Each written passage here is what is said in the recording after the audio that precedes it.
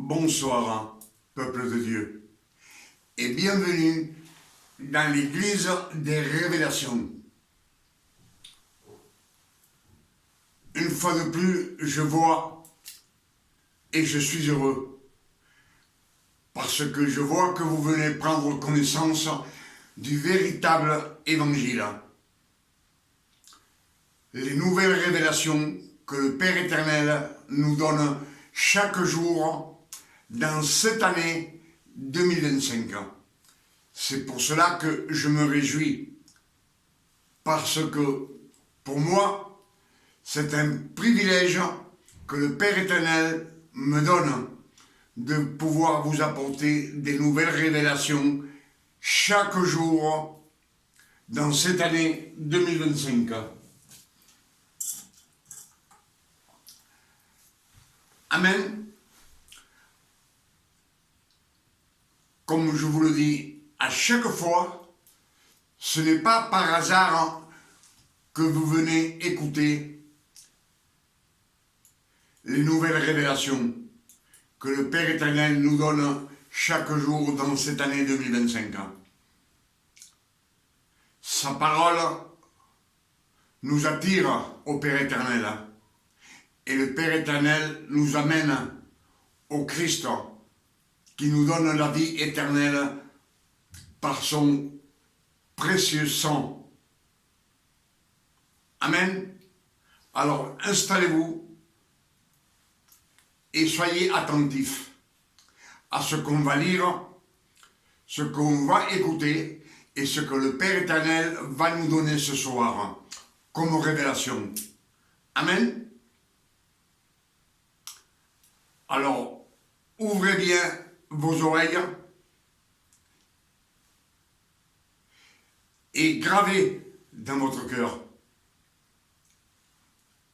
tout ce que vous allez entendre, gravez-le, mémorisez pour pouvoir le prêcher au monde entier, car le monde entier a besoin de savoir la vérité, ce que le Père éternel veut pour nous, afin que nous marchions sur le chemin qui mène à la gloire de Dieu. Amen. Ce qu'on va lire ce soir,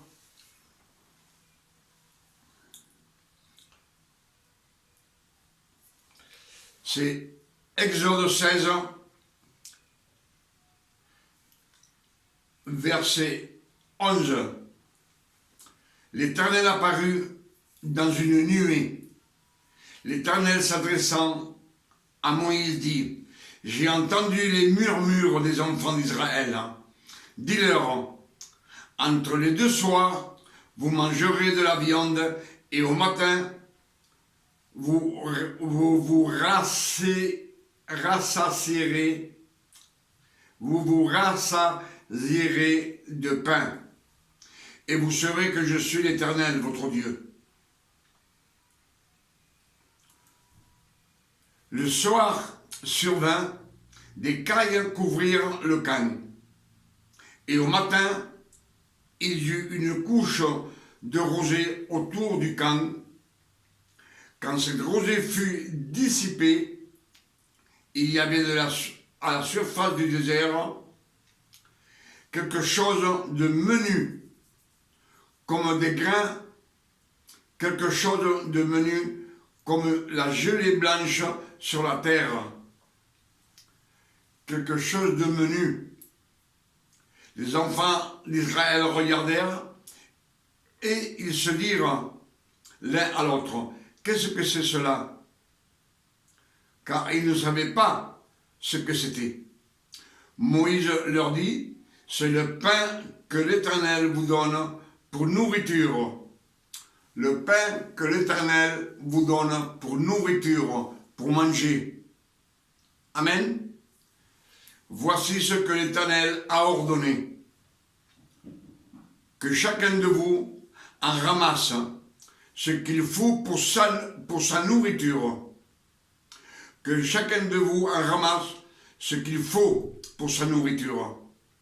Un homère par tête, suivant le nombre de vos personnes. Famille de 5 personnes, 5 homères. C'était un homère pour manger toute la journée, pour chaque personne. Amen. Un homère représente approximativement 1,77 kg. 1,77 kg. Amen.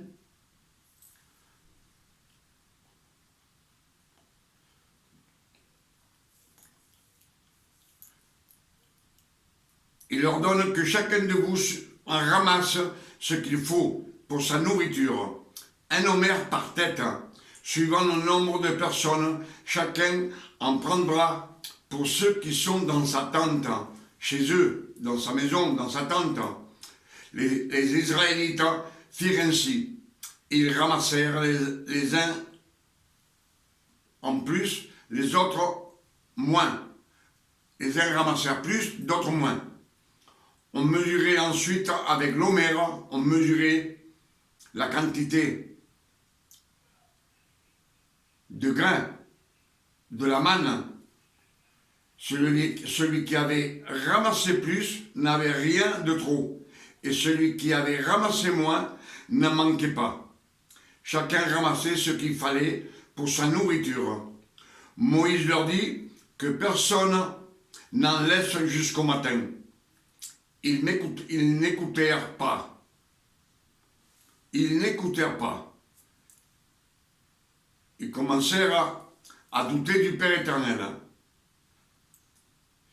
Ils n'écoutèrent pas Moïse. Il y eut des gens qui en laissèrent jusqu'au matin. Mais il s'est mis des vers et cela devint infect. La manne, ils ne savaient pas ce que c'était. Amen.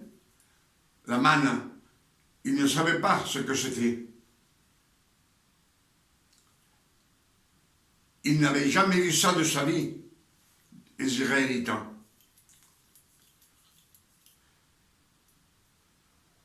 Et il y a des gens qui en gardèrent jusqu'au matin et cela devint infect. Il y avait des vers dans la manne. Moïse fut irrité contre ces gens. Tous les matins, chacun ramassait ce qu'il fallait pour sa nourriture. Et quand venait la chaleur du soleil, cela fondait. Amen. Donc, la manne que le Père éternel donna aux Israélites dans le désert, ce pain qu'on nous dit le pain de vie, ce n'était pas un pain qui donne la vie éternelle. Le vrai pain de vie, c'est la parole de Dieu. Pour cela, il nous est dit dans Jean 6, verset 30, il nous est dit, je suis le pain qui est descendu du ciel.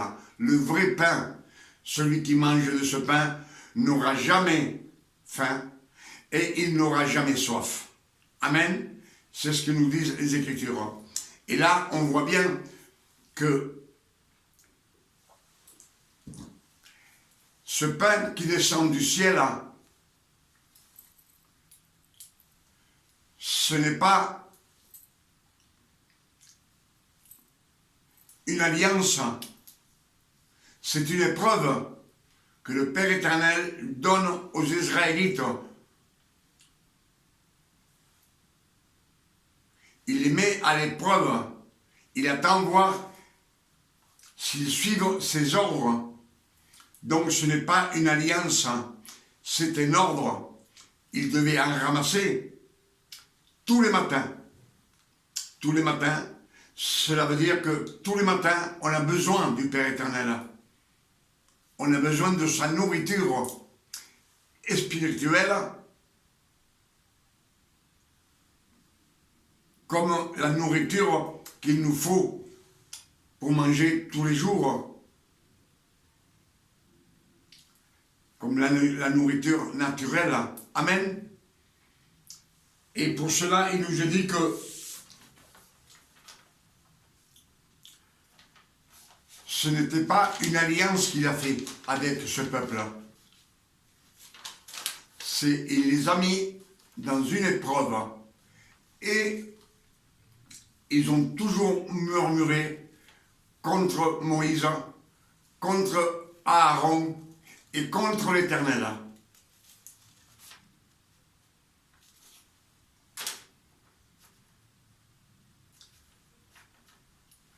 Ils se plaignaient et murmuraient contre eux.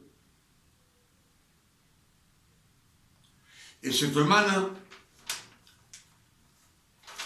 que Dieu leur avait donnée comme nourriture, il arrive un temps, au bout d'un temps, qu'ils se plaignent encore, ils murmurent, ils en ont assez de manger de la manne.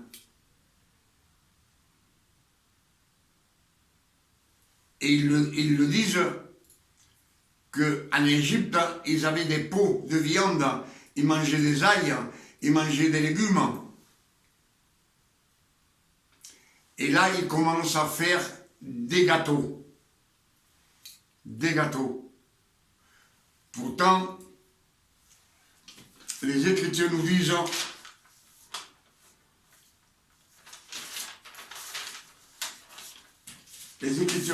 que ces grains, la manne, c'était des petites graines. Des petites graines. Et elle était sucrée comme le miel. Comme le miel. Mais eux, ils en ont eu assez de manger cette manne. Et ils ont fait des gâteaux. Ils faisaient des gâteaux comme offrande. Et je pense que pour eux aussi, pour en manger, ils faisaient des gros gâteaux comme offrande. Ils le donnaient à Aaron, aux Lévites.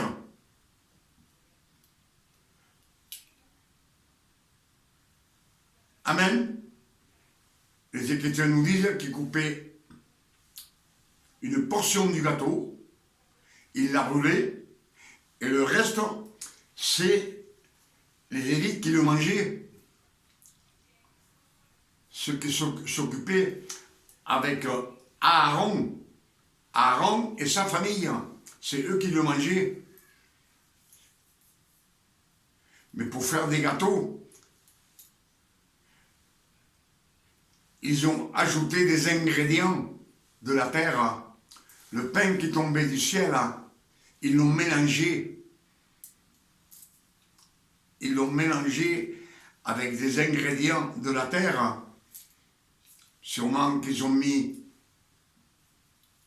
des fruits sucrés, comme du miel. Amen. Mais cela nous dit que ce n'est pas une alliance qu'ils ont fait, que le Père éternel a fait avec le peuple hébreu. C'est un commandement qu'il leur donne pour les éprouver,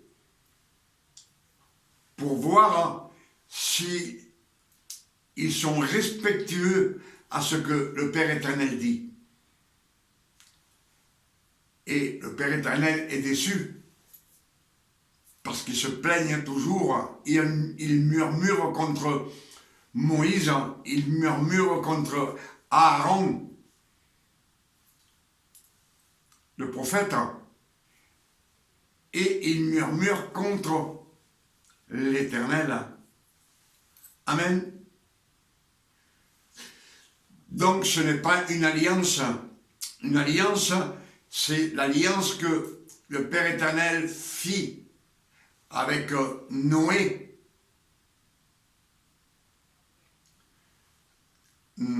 le Père éternel fit une alliance avec Noé et il lui dit, il mit l'arc-en-ciel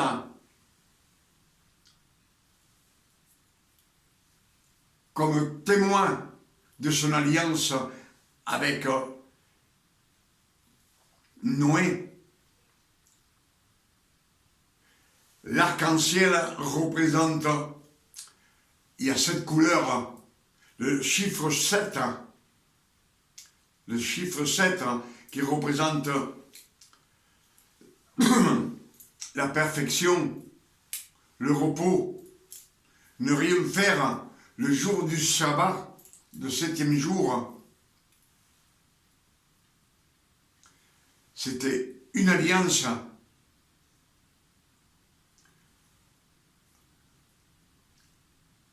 Après, il fait une alliance aussi avec Abraham. Il lui dit, je te amènerai au pays de Canaan. Et les Écritures nous disent,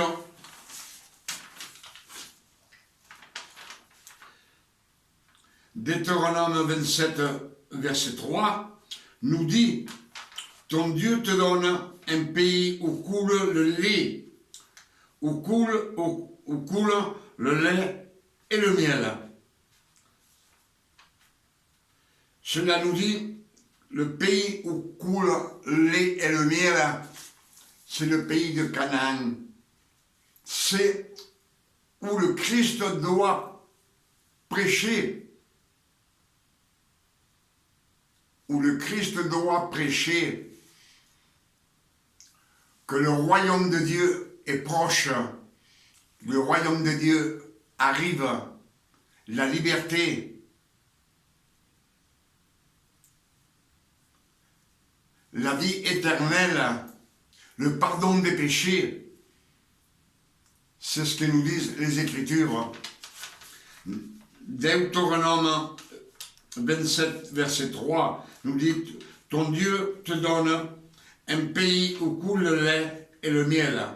Cela nous dit que dans ce pays, le Christ doit nous annoncer la vérité, la parole de Dieu. Annoncer que le royaume de Dieu est proche. Amen.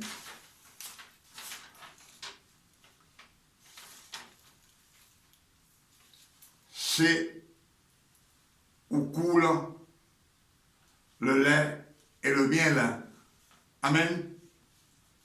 Ésaïe 7, verset 14 nous dit que l'enfant de Marie qui est né à Canaan, en Judée, dans la Judée, où Christ doit prêcher, il nous dit, Ésaïe 7, verset 14, nous dit que l'enfant de Marie, Emmanuel l'élu, le Christ, se nourrira de lait et de miel jusqu'à ce qu'il rejette le mal et qu'il choisisse le bien. Mais il se nourrira de lait et de miel. Amen. Matthieu 11, verset 28 nous dit aussi, Christ dit, prenez mon juge qui est doux et léger et humble. Christ, il est doux, la douceur dans sa manière de parler, dans sa manière de se conduire, de traiter son prochain, il est doux. C'est une douceur. Et nous, quand on connaît le Christ, on devient aussi doux. Douceur. On devient doux. Quand on est fils de Dieu, on devient doux et humble. C'est ce que nous disent les Écritures. Le Christ, il nous dit, prenez mon juge qui est doux et léger et humble, doux, douceur, agréable. Amen.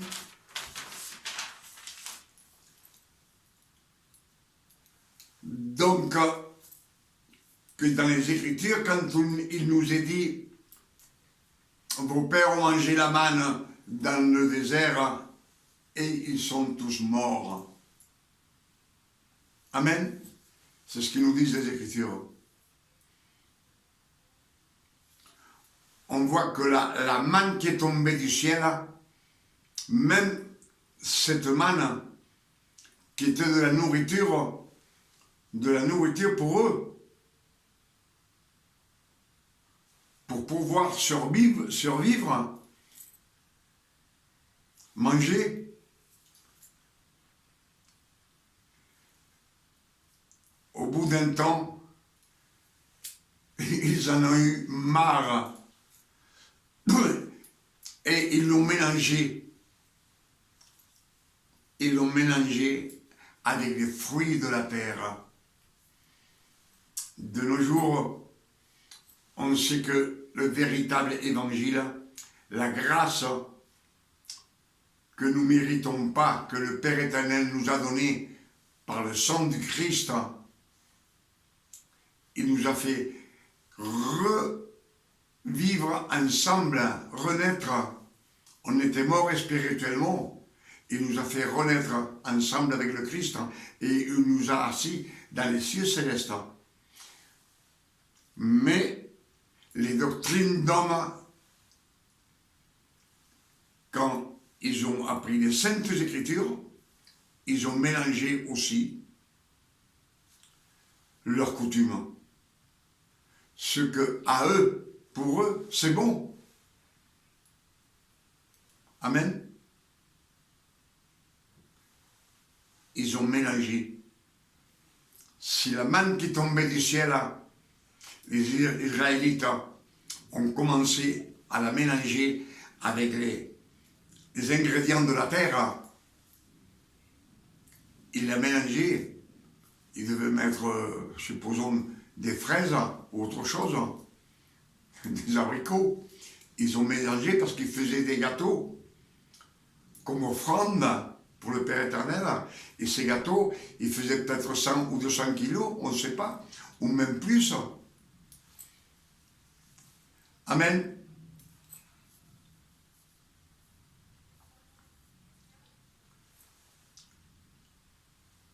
Et moi, dans mes messages, je vous dis toujours que le mélange ne vous mène à rien, puisque les Écritures nous le disent. On est toujours dans les mêmes versets. De ne pas mettre du vin nouveau dans une vieille outre. La vieille outre, c'est la personne qui n'est pas née de nouveau et qui est toujours dans le péché. Dans le péché, puisqu'il retourne à la loi. La loi. Être baptisé dans une rivière, c'est la loi. Se mettre à genoux et demander pardon, c'est dans la loi.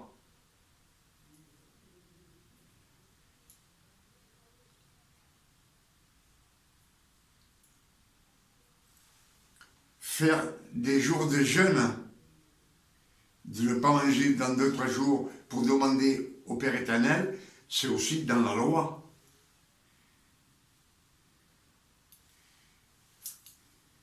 Amen.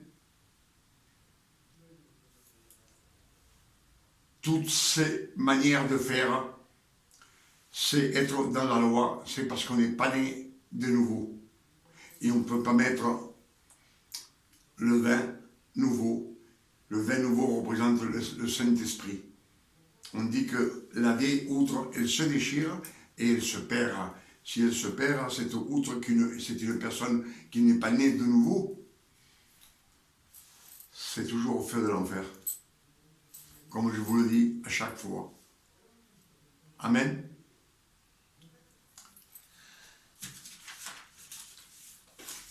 J'ai voulu méditer un petit peu cette manne que le pays, les Hébreux, ne savaient pas ce que c'était. Ils disaient en hébreu la manne, manu. Manu, ça veut dire, on ne sait pas ce que c'est. Ils ne savaient pas ce que c'était. Et Moïse leur dit, c'est le pain qui vient du ciel, le pain qui tombait du ciel, la manne. Amen. C'était leur nourriture, leur nourriture. Il leur donna aussi des cailles en abondance. Ils demandèrent de l'eau. Il leur donna de l'eau, l'Éternel. Et ils murmuraient toujours. Jusqu'au jour où le Père éternel leur a donné les 613 commandements.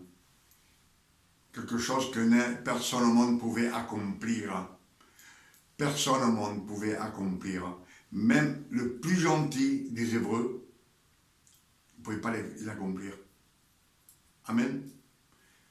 On nous a laissé 10 commandements écrits en pierre. Ce sont les 10 commandements et personne ne peut les accomplir non plus. Parce qu'on est toujours pécheur. Même si on ne veut pas, on est toujours pécheur. Si on est sauvé, c'est par grâce, une grâce non méritée, par le sang du Christ. On a la vie éternelle. Dieu l'a décidé ainsi, car il a pour nous, pour sa création, un amour incomparable. C'est les Écritures qui nous le disent. Amen. Avec ce message qu'on vient de recevoir, que le Père éternel nous a donné,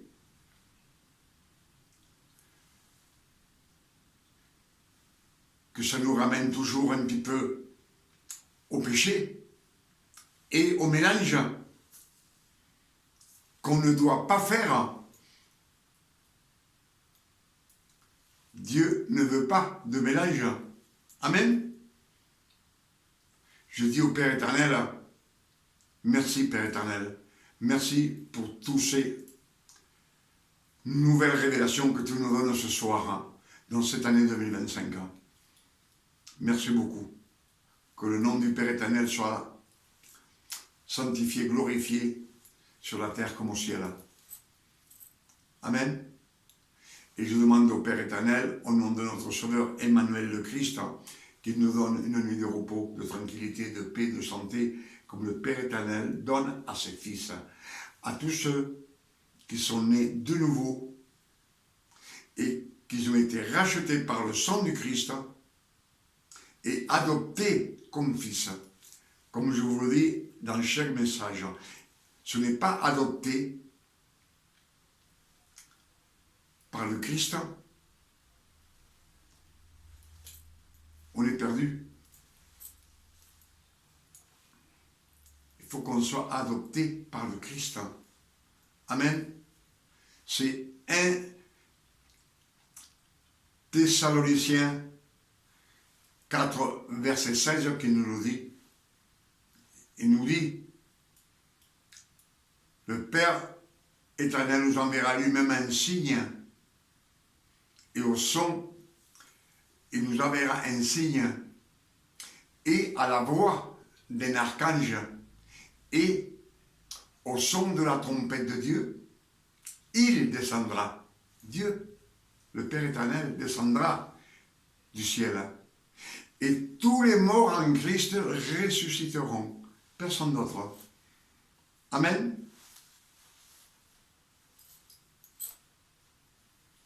Et les fils de Dieu qui ont été adoptés comme fils, les fils qui resteront vivants, il nous dit que dans un clin d'œil, on aura un corps incorruptible. Incorruptible. On aura le même corps que le Christ quand il a ressuscité. Et nous rejoindrons les morts en Christ qui ont ressuscité. Nous partirons ensemble avec eux, rejoindre le Père éternel dans les cieux célestes pour toute l'éternité. On vivra avec lui. Amen. Revenez demain, que le Père éternel va nous donner beaucoup de révélations. Que Dieu vous garde et qu'il vous bénisse. Et qu'il vous éclaire quand vous lisez les Saintes Écritures et qu'il vous donne beaucoup de révélations, afin que vous aussi, vous puissiez les prêcher au monde entier, car le monde entier a besoin de savoir la vérité, de s'approcher de Dieu et pouvoir marcher sur le chemin qui mène à la gloire de Dieu pour toute l'éternité. Amen. Que Dieu vous garde et qu'il vous bénisse. Amen.